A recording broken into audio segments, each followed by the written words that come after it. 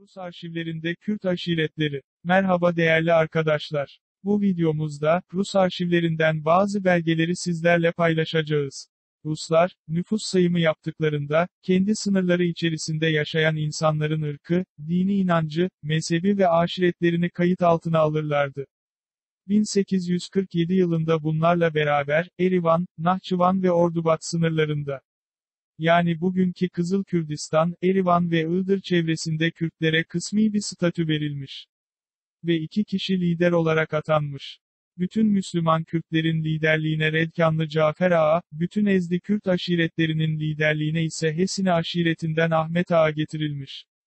Ayrıca, Rus sınırlarında yaşayan Kürtler ve Kürt aşiretleri hakkında önemli bilgiler verilmiş.